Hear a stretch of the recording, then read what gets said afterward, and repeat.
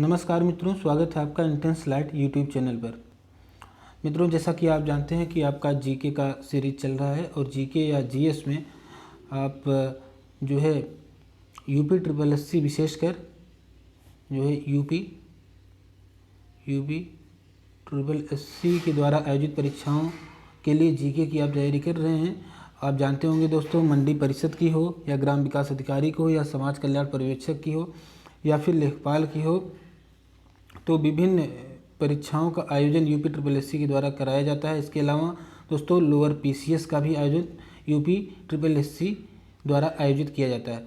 दोस्तों इसके अलावा जो हम जीके या जीएस का जो पोर्शन लेकर के चल रहे हैं, ये आपके लिए यूपी पीसीएस के लिए महत्वपूर्ण है, क्योंकि दोस्तों आप लगातार देख रहे हैं इस सीरीज में उत्तर प्रदेश स्पेशल के प्रश्न आ रहे हैं। तो दोस्तों यूपी पीसीएस में भी उत्तर प्रदेश के जो है प्रश्न आते हैं स्पेशल। तो यूपी पीसीएस की अगर आप तैयारी कर रहे हैं फिर भी, या फिर आप यूपी की किसी भी एग्ज़ाम की तैयारी कर रहे हैं, आपके लिए बेहद महत्वपूर्ण होने वाला है ये वीडियो। तो दोस्तों जो हमारा सीरीज चल रहा है, अब तक हमने जीके के जो है 13 वीडियो अपलोड कर दिए हैं। आप प्लेलिस्ट में यूपी ट्रिपल एससी के नाम से जो प्लेलिस्ट बनी है उसमें आप जा कर के सारे वीडियो देख सकते हैं, और बहुत ही महत्वपूर्ण, और इसमें से बहुत सारे ऐसे प्रश्न हैं जो अक्सर बार बार रिवाइज होते रहते हैं। तो दोस्तों इसका बहुत ही ज़्यादा लाभ है। और इसके अलावा दोस्तों अगर आप सुपर टेट की तैयारी कर रहे हैं तो वहाँ पर भी, या यूपी टेट में भी जो लोग सामाजिक विज्ञान से यूपी टेट का पेपर देते हैं उनके लिए भी ये महत्वपूर्ण है। तो दोस्तों ज़्यादा समय नहीं लेते हुए शुरू करते हैं आपका आज का यह वीडियो। तो देखिए ये इंटेंस लाइट आपका यूट्यूब चैनल है, इसका नाम है। देखिए यहाँ से हम कल जो वाइंड अप किए थे, देखिए 124 प्रश्न ये हो गया था। फिर से एक बार रिवाइज कर लेते हैं इसको, इसका आंसर ही बताएंगे। लेकिन निम्नलिखित में से किस नदी का समागम अरब सागर में होता है? दोस्तों अरब सागर की बात की गई है, तो देखिए ये है आपका इंडिया का ये दक्षिणी भाग, और यहाँ पर अरब सागर है, और इधर आपका बे ऑफ बंगाल है। तो दोस्तों इधर जो है ताप्ती और नर्मदा नदियाँ इस तरफ बहती हैं, यानी पूरब से पश्चिम की ओर बहती हैं। तो नर्मदा नदी जो है अरब सागर में गिरती है, ताप्ती नदी भी अरब सागर में गिरती है। इसके अलावा दोस्तों कावेरी, गोदावरी, कृष्णा ये सभी बंगाल की खाड़ी में गिरती हैं। चलिए अगले प्रश्न की ओर चलते हैं। अगला प्रश्न है, भद्रा वन्यजीव अभयारण्य किस राज्य में स्थित है? तो दोस्तों भद्रा वन्यजीव अभयारण्य कर्नाटक राज्य में स्थित है, कल हमने आपको बताया था। अगला प्रश्न दोस्तों क्या है, निम्नलिखित में से किस राज्य में भारत में जनसंख्या का घनत्व सबसे कम है? तो हमने कल आपको बताया था कि अरुणाचल प्रदेश में जनसंख्या घनत्व सबसे कम है, और सबसे ज़्यादा किस में? आप कमेंट बॉक्स में लिखिए, क्योंकि हमने कल आपको बताया था, और अगर न पता हो तो पिछला वीडियो जाकर देखिए। अगला प्रश्न है, डेन्यूब नदी का उद्गम किस देश से है दोस्तों? तो यह है जर्मनी से, और जर्मनी के किस फॉरेस्ट के पहाड़ी से है वो आपको लिखना है।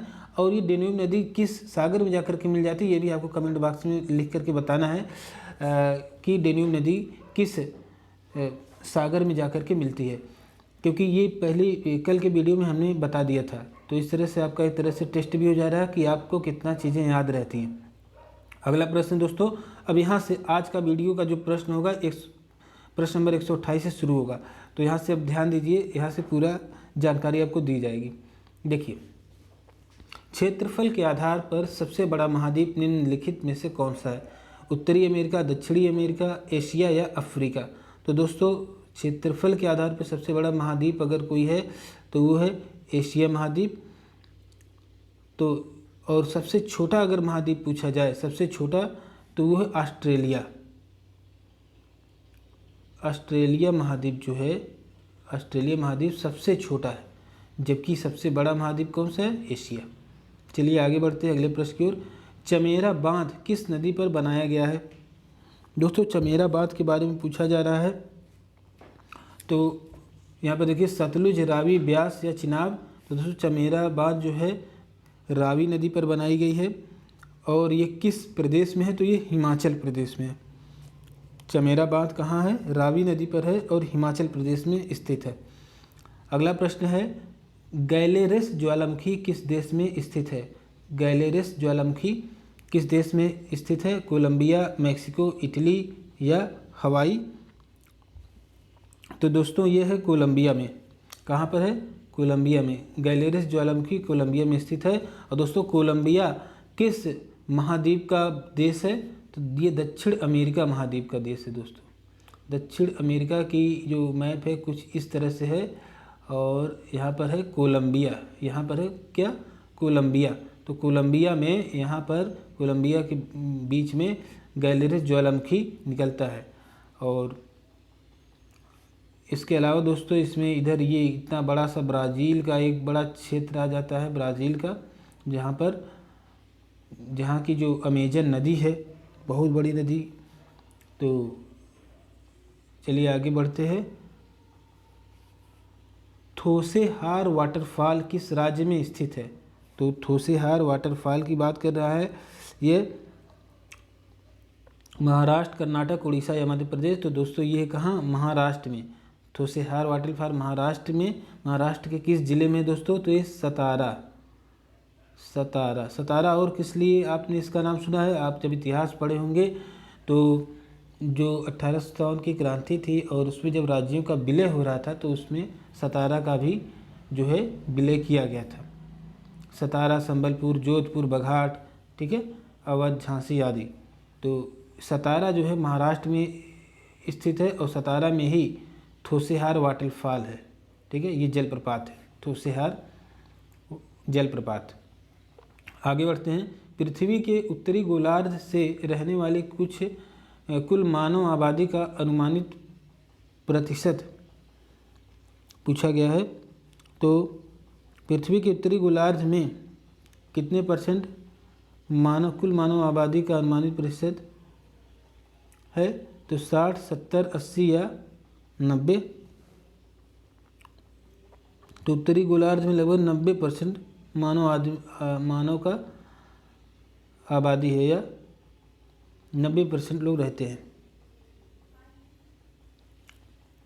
अगला प्रश्न है, रामनाथ कोविंद भारत के राष्ट्रपति हैं तो किस नंबर के हैं? ये पूछा है। देखिए 46वें, 14वें, 12वें या 11वें। दोस्तों ये आपको पता होगा, तो ये 14वें राष्ट्रपति हैं। आगे बढ़ते हैं। भारत के संविधान के अनुच्छेद 243(1) के अनुसार पंचायतों की वित्तीय स्थिति की समीक्षा के लिए वित्त आयोग का गठन कब किया जाता है? तो ये देखिए दोस्तों, 243 के अनुसार पंचायतों की वित्तीय स्थिति की समीक्षा के लिए क्या गठित है? वित्त आयोग का गठन किया जाता है। तो कितने दिन? देखिए, हर छठे वर्ष की समाप्ति पर, हर 5वें वर्ष की समाप्ति पर, हर दूसरे वर्ष की समाप्ति पर, या हर तीसरे वर्ष की समाप्ति पर। दोस्तों इसका सही उत्तर है हर 5 साल पर वित्त आयोग का गठन होता है। तो इसका आंसर सही है ऑप्शन नंबर बी। चलिए आगे बढ़ते हैं दोस्तों। अगला प्रश्न है, भारत के संविधान के किस अनुच्छेद के अनुसार राष्ट्रपति के पास अध्यादेश जारी करने की शक्ति होती है? अनुच्छेद 123, 121, 125 या 127। तो भारतीय संविधान के अनुच्छेद 123 के तहत दोस्तों अध्यादेश जारी करने की जो शक्ति होती है, वो अध्यादेश जारी करने की शक्ति जो होती है राष्ट्रपति की, वो अनुच्छेद 123 के तहत होती है। इसके अलावा दोस्तों अगर बात करें राज्यपाल की, राज्यपाल द्वारा राज्यों में जो अध्यादेश जारी किया जाता है वो किस अनुच्छेद के द्वारा होता है? तो अनुच्छेद 213 द्वारा होता है। राज्यपाल की अध्यादेश जारी करने की शक्ति जो होती है वो अनुच्छेद 213 के द्वारा होता है, और राष्ट्रपति का 123 के द्वारा। चलिए आगे बढ़ते हैं। अगला प्रश्न है, राज्यसभा में मनोनीत सदस्यों की कुल संख्या क्या है? देखिए 17, 19 या 12 या 15। तो राज्यसभा में मनोनीत सदस्यों की कुल संख्या दोस्तों कुल जो है 12 है। ऑप्शन नंबर डी सही है, राज्यसभा में कुल 12 है। आगे बढ़ते हैं। किसको विधानसभा का सत्रावसान करने की शक्ति होती है? तो विधानसभा का सत्रावसान करने की शक्ति होती है राज्यपाल, प्रधानमंत्री, उपराष्ट्रपति या मुख्यमंत्री। तो दोस्तों राज्य विधानसभा का सत्रावसान करने की शक्ति होती किसके पास? राज्यपाल के पास। जिस तरह संसद में लोकसभा का सत्रावसान करने की शक्ति राष्ट्रपति को होती है, उसी तरह विधानसभा का सत्रावसान करने की शक्ति राज्यपाल महोदय को होती है। चलिए आगे बढ़ते हैं। अगला प्रश्न है, प्रथम मोबाइल ओपन एक्सचेंज जोन का उद्घाटन कहाँ किया गया है? दोस्तों करंट अफेयर्स का प्रश्न है, तो इस तरह के जो प्रौद्योगिकी से रिलेटेड करंट अफेयर्स हैं ये भी बहुत इंपॉर्टेंट हो जाते हैं, इसको आप ध्यान रखिएगा। हालांकि ये नोएडा में किया गया था, लेकिन अब इस तरह के क्या प्रश्न बन सकते हैं उस पर आप ध्यान दीजिएगा। 2018 के एटी करनी FDI कॉन्फिडेंस इंडेक्स में भारत का स्थान पूछा गया है, तो दोस्तों इसमें 11वां स्थान था। ठीक है, तो इस तरह के जो भी FDI के बारे में, FDI कॉन्फिडेंस इंडेक्स की बात पूछा है, इस तरह के जो इंडेक्स आते हैं सभी इंडेक्स का आपको याद होना चाहिए। और इंडेक्स के बारे में महत्वपूर्ण बात ये दोस्तों, अब देखिए ये जो प्रश्न है ये ग्राम विकास अधिकारी में पूछा गया। UP PCS में ऐसे प्रश्न हर साल किसी न किसी रूप में पूछे ही जाते हैं इंडेक्स के बारे में। तो या तो उत्तर प्रदेश का स्थान पूछेगा, या तो भारत का स्थान पूछ लेगा, या तो कौन पहले स्थान पर था वो पूछ लेगा, तो इसके बारे में आप ध्यान रखिए। चलिए आगे बढ़ते हैं। केंद्रीय मंत्रिमंडल ने क्षेत्रीय ग्रामीण बैंकों RBI के पुनर्पूंजीकरण यानी रिकैपिटलाइजेशन की योजना को मतलब कि कब तक विस्तारित की मंजूरी दे दी?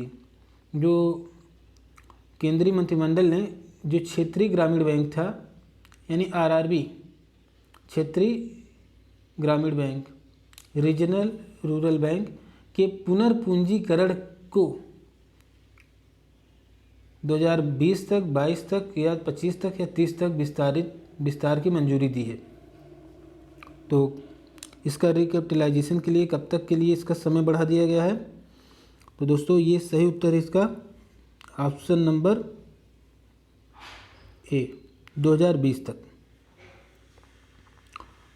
तो 2020 तक के लिए किया गया था। अब इसके बारे में डिटेल पता करिए कि 2020 तक है या कोविड-19 के कारण और आगे तक बढ़ाया गया।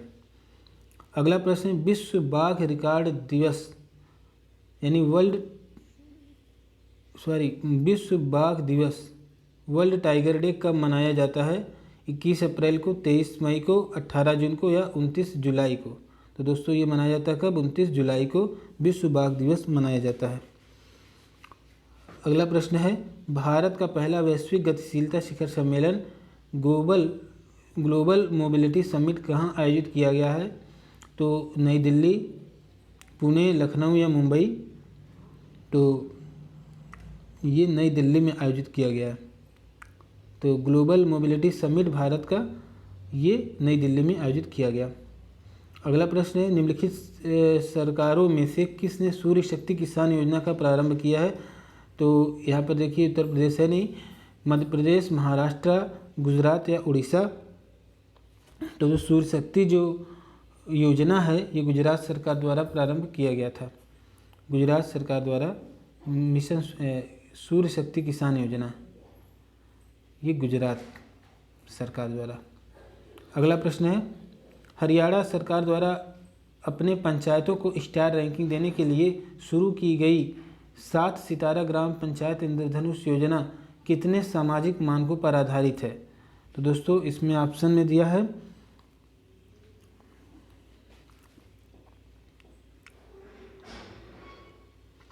7 सितारा जो योजना है दोस्तों, इसमें 7 मानक हैं, 7 सामाजिक। ऑप्शन नंबर 20 का सही है। उस 7 मानक कौन कौन से दोस्तों? पहला है सामाजिक लिंगानुपात, दूसरा शिक्षा, तीसरा है अपराध मुक्त, चौथा है स्वच्छता, पांचवा पर्यावरण संरक्षण, छठवां है सुशासन और सातवां है सामाजिक भागीदारी को। ठीक है, तो ये 7 मुद्दे हैं, 7 मानक हैं जिस पर 7 सितारा ग्राम पंचायत इंद्रधनुष योजना शुरू की गई है। तो इस तरह के जो योजनाओं से संबंधित प्रश्न हैं वो अक्सर आते हैं, तो इसको आप ध्यान दीजिएगा। हरियाणा का है ये। अगला प्रश्न है, तेलंगाना पुलिस ने राज्य के पूरे पुलिस विभाग के व्यावसायिक संचार और सहयोग की ज़रूरत का समर्थन करने के लिए मोबाइल एप्लीकेशन लॉन्च किया है। तो crime connect, people connect, law connect या CPO कनेक्ट, कौन सा है इसमें से सही उत्तर?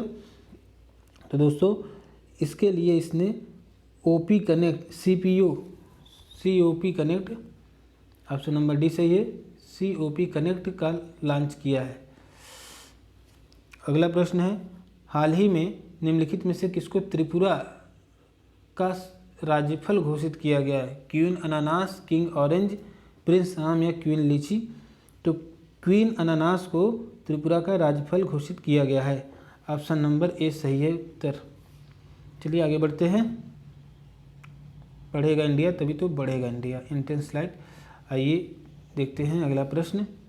नाबार्ड का फुल फॉर्म पूछा गया है, ये बहुत इंपॉर्टेंट है दोस्तों, कई बार जो है अक्सर ये परीक्षाओं में पूछा जाता है, तो इसको आप याद रखिए। नाबार्ड का, नीति आयोग का, ऐसे फुल फॉर्म आपको पता होने चाहिए।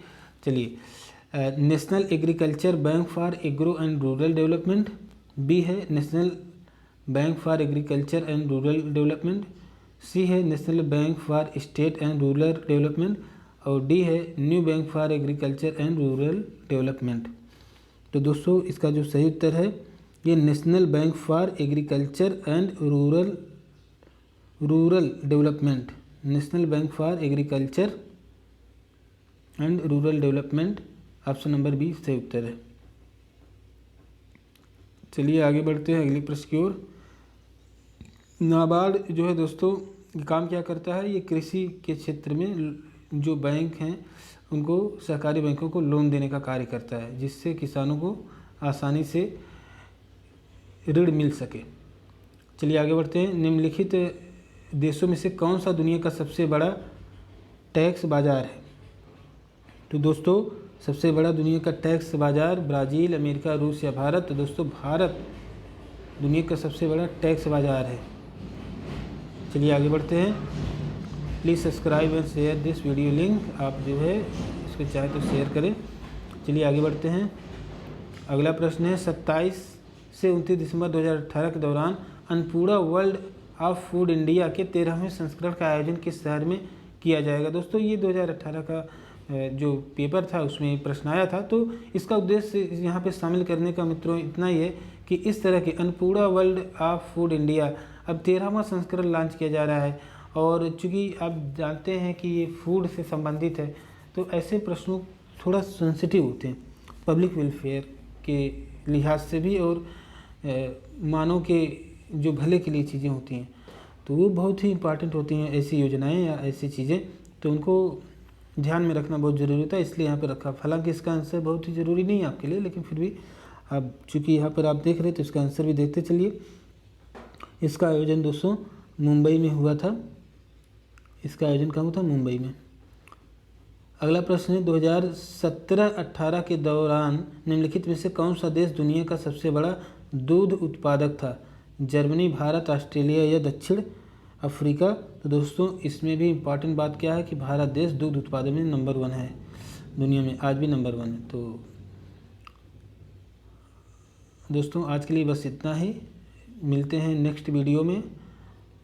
तो जैसा कि आपने देखा कि जितने भी इसमें प्रश्न आज पूछे गए वो आपने किया, और कोई भी इसमें अगर आपको समस्या हो दोस्तों तो हमसे ज़रूर आप कमेंट में ज़रूर बताएं, और कोई भी आप नया इनिशिएटिव चाहते हैं जो आपके लिए ज़रूरी हो और यहाँ पर उसका एक्सप्लेनेशन ना हो रहा हो तो आप हमें ज़रूर इससे अवगत कराएं।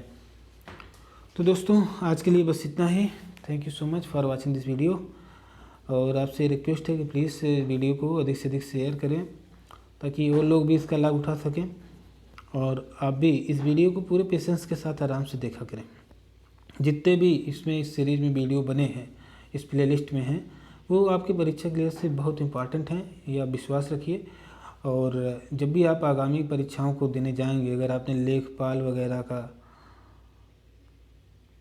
अगर आपने फॉर्म डाला हुआ है, और अगर आप पेट का एग्ज़ाम पास हैं, या अगर पेट नहीं भी पास है तो अगली बार अगर पेट देने का जिसको मन होगा तो पेट के लिए भी बहुत ही लाभकारी होगा, लेखपाल के लिए तो लाभकारी है ही। इसके अलावा दोस्तों सुपर टेट के लिए भी इसी लेवल के प्रश्न सुपर टेट में भी पूछे गए हैं अभी तक। तो दोस्तों आज के लिए बस इतना ही। वीडियो देखने के लिए धन्यवाद। मिलते हैं अगले दिन। Okay bye.